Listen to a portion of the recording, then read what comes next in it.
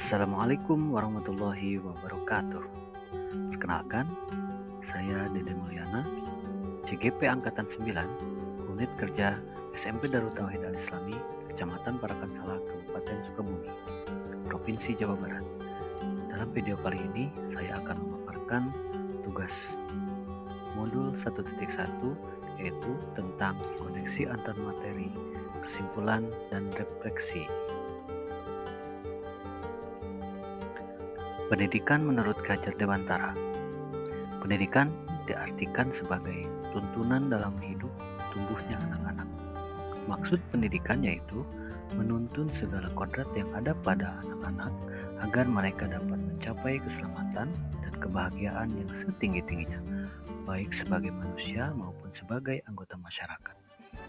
Pendidikan itu menuntun bahwa hidup tumbuhnya anak itu terletak di luar kecakapan atau kehendak kita, kaum pendidik.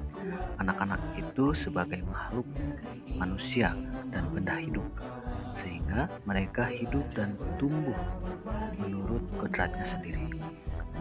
Sehingga seorang pendidik menjadi salah satu faktor dalam pembentukan seorang anak.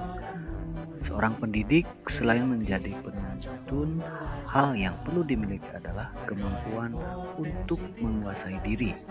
Dalam pendidikan dipekerti karena setiap anak memiliki watak yang berbeda, yakni pertama, dinamakan bagian yang intelligible, yakni bagian yang berhubungan dengan kecerdasan angan-angan atau pikiran atau intelek, serta dapat berubah menurut pengaruh pendidikan atau keadaan. Kedua, dinamakan bagian yang biologis, yakni bagian yang berhubungan dengan dasar hidup manusia.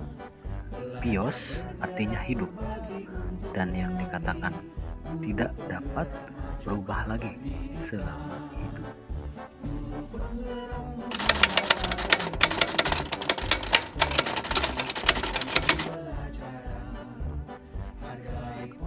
Sebelum mempelajari modul 1.1, pembelajaran yang saya lakukan hanya sebatas transfer materi pembelajaran saja. Saya menganggap ketuntasan materi lebih penting daripada karakteristik murid. Biasanya hanya melihat nilai murid dari aspek kognitif saja, misalnya dari mengerjakan tugas atau ulangan harian. Jadi, jika nilai murid sudah mencapai KKM, maka dianggap pembelajaran sudah berhasil. Selain itu, saya beranggapan bahwa murid sebagai objek pembelajaran, sehingga pembelajaran berpusat pada guru atau metode teacher center, dan tidak memperdulikan apakah murid sudah benar-benar paham. Karena fokus utama saya lebih ke ketercapaian materi, sehingga saya merasa gagal dan mengeluh jika banyak murid yang tidak tuntas ketika melakukan evaluasi.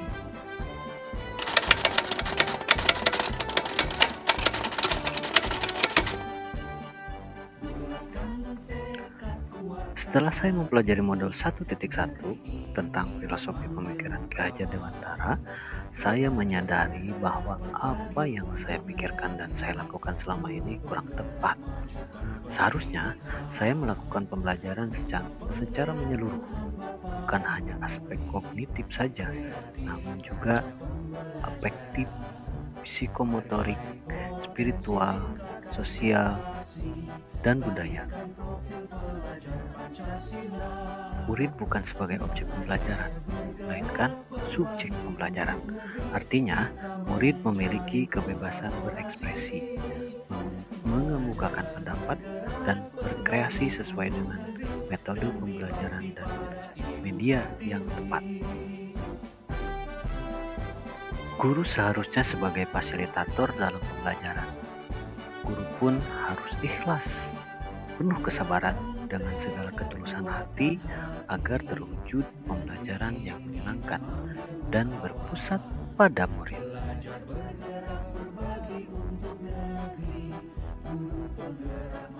Guru harus mempelajari karakter murid karena setiap anak dilahirkan unik dengan kelebihan dan kekurangannya masing-masing.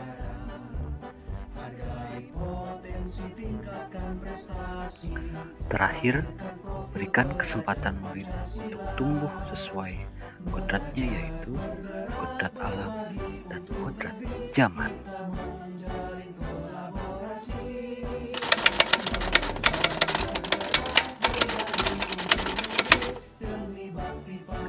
Yang dapat saya terapkan di kelas setelah saya mempelajari modul 1.1 ini antara lain merancang pembelajaran yang interaktif dan menyenangkan dengan melibatkan murid sebagai metode student center.